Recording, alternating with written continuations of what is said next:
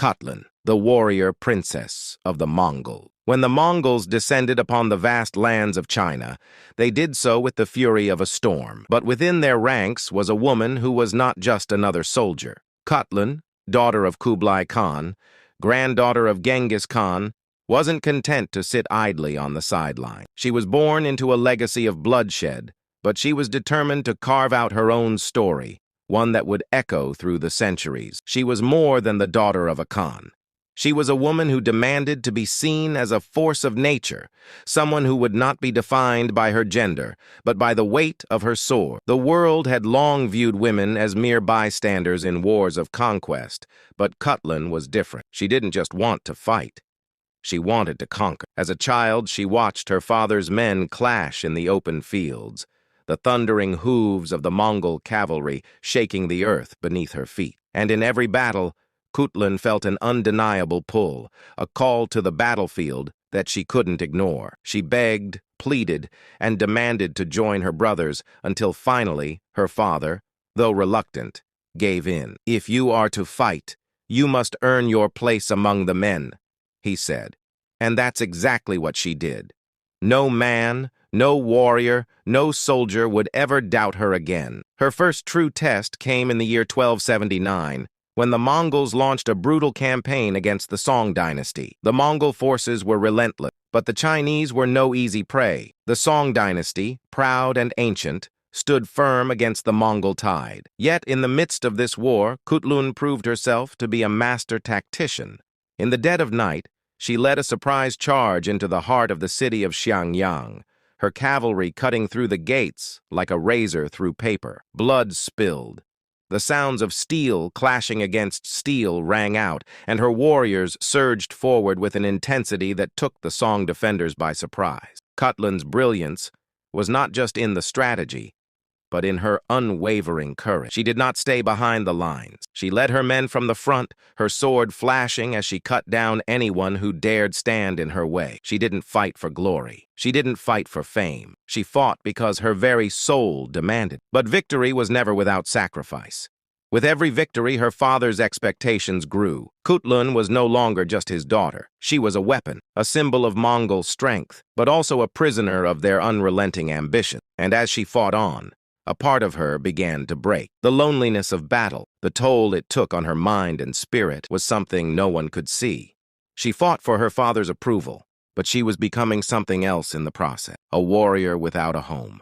And then there was Boudica, the queen who rose from the ashes of betrayal. When the Romans trampled over her people, enslaving her daughters and beating her into submission, Boudica didn't just rise to reclaim her throne, she rose to tear apart the very foundation of Roman power. The loss of her daughters, the rape of her people, was a wound that could never heal. But in that wound, a fire was born. The Roman Empire thought they could crush Boudica's spirit with whips and chains. They were wrong. Her fury was like a tempest, and when she led her warriors into battle, it was not just for revenge. It was for the freedom of her people, for every woman who had ever been wronged by an empire that thought itself invincible. Her army grew, her warriors strong, and the Romans trembled. "Let Rome hear our fury," Boudica declared, as she led her forces into battle, the fires of revenge burning in her eye. Her forces surged through the city of Camulodunum like a tidal wave, tearing apart Roman soldiers and civilians alike. Rome had never seen anything like it,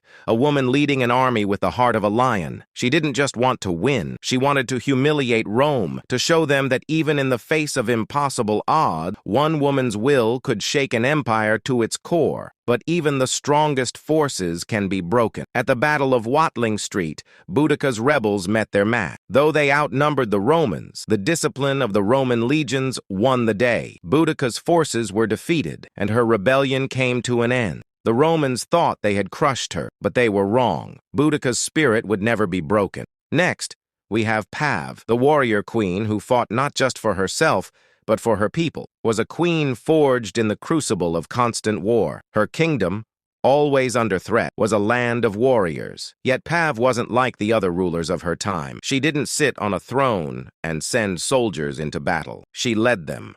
With sword in hand, she fought alongside her people, her every step on the battlefield sending a message to her enemies. I will not yield. Her most defining battle came when an invading army, ruthless and hungry for conquest, threatened to wipe her people off the map. Paav led her warriors into battle at the river Dniester, where blood flowed like water, and screams filled the air. It was a battle of desperation, where survival was all that mattered. "We fight not just for victory," Paav shouted as she charged into the fray. "We fight for everything we hold dear." When the dust settled, Paav's warriors stood victorious. But the cost was staggering. The kingdom was broke, her people bruised and battered. But Paav's name would live on, a queen who had never surrendered, even when it seemed like all hope was lost. And then there was Zenobia, Queen of Palmyra, a woman who dared to challenge Rome itself. Zenobia didn't just lead a kingdom, she led a movement. Palmyra, under her reign, became a beacon of defiance against the Roman Empire. But it wasn't just her ambition that drove her. It was her vision of a future where Palmyra could stand as an equal to Rome, not as a subordinate. Her campaigns were nothing short of legendary, and at the Battle of Emesa, she struck a blow to Rome that would be felt for centuries. Her forces overwhelmed the Roman legions, and for a brief moment it seemed as though Palmyra would rise to rival Rome itself. But even the brightest flames burn out. As Aurelian's forces marched towards Palmyra, Zenobia knew the end was near. She fought valiantly, leading her forces with the courage of a lioness protecting her cub. But in the end, it wasn't enough. Palmyra fell, and Zenobia was captured. The Romans paraded her through the streets of Rome as a trophy, but even in defeat, Zenobia held her head high. "You may capture my body," she said, "but you will never capture my spirit."